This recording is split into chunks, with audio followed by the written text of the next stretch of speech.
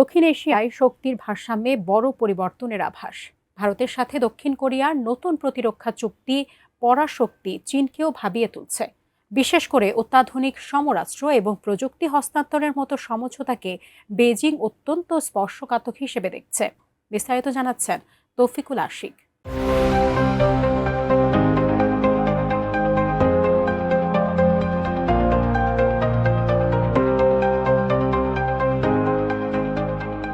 এশিয়ার ভূরাজনীতির নতুন সমীকরণ এখন দিল্লি আর সিউলকে ঘিরে। সম্প্রতি দক্ষিণ কোরিয়ার প্রেসিডেন্ট লি জে মিউং এর ভারত সফর কেবল কূটনৈতিক শিষ্টাচারেই সীমাবদ্ধ থাকেনি, বরং এই সফর একটি শক্তিশালী সামরিক ও অর্থনৈতিক সখ্যতায় রূপ নিয়েছে, যেখানে আত্মনির্ভর ভারত নীতির উপর প্রকাশ্য সমর্থন জানিয়েছেন প্রেসিডেন্ট লি।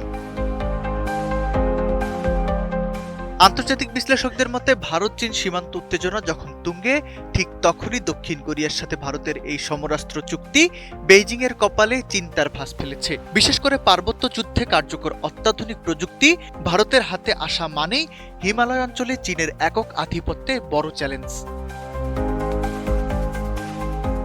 দেশের মানুষকে প্রতিদিন সুরক্ষিত রাখার প্রত্যয় নিয়ে এলো safe round switch. South China morning পোস্টের তথ্য বলছে, লাদাখের দুর্গম পাহাড়ি অঞ্চলে ভারতের ট্রাম্প কার্ড এখন দক্ষিণ কোরিয়ার তৈরি K9 বজ্র স্বয়ংক্রিয় হাউইটজার কামান। ইতিমধ্যে 100টি কামান মোতায়েন থাকলেও আরও 100টির অর্ডার বেইজিং এর জন্য বড় সতর্কবার্তা। এই কামানগুলো ভারতের ফায়ার পাওয়ারকে নিয়ে গেছে অনন্য উচ্চতায়।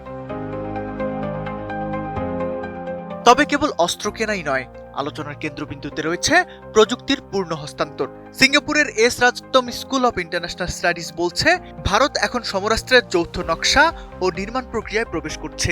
ফলে দিল্লির উপর বেইজিং এর সামরিক চাপ তৈরির কৌশল ভবিষ্যতে আর আগের মতো কার্যকর নাও হতে পারে। চীনের উদ্বেগের আরও একটি বড় কারণ দক্ষিণ কোরিয়ার সাথে যুক্তরাষ্ট্রের ঘনিষ্ঠতা। বেইজিং এই সমীকরণকে দেখছে এশিয়ার মার্কিন প্রভাব বিস্তারের অংশ হিসেবে। ভারতের পররাষ্ট্র মন্ত্রণালয় বলছে, দুই দেশ এখন প্রতিরক্ষা সহযোগিতার তৃতীয় ধাপে রয়েছে। এটি স্পষ্টভাবেই একটি নতুন সামরিক মেরুকরণের ইঙ্গিত দিচ্ছে। সব মিলে সিউল আর দিল্লির এই ক্রমবর্ধমান নৈকট্য প্রশান্ত মহাসাগরীয় অঞ্চল থেকে হিমালয় পর্যন্ত ভূরাজনৈতিক মানচিত্র পাল্টে দেওয়ার সক্ষমতা রাখে। এখন দেখার বিষয়, এই নতুন সামরিক শক্তি অর্জনের দৌড়ে চীন তাদের পরবর্তী পদক্ষেপ কি নেয়। Toufikul Ashik, ATN news.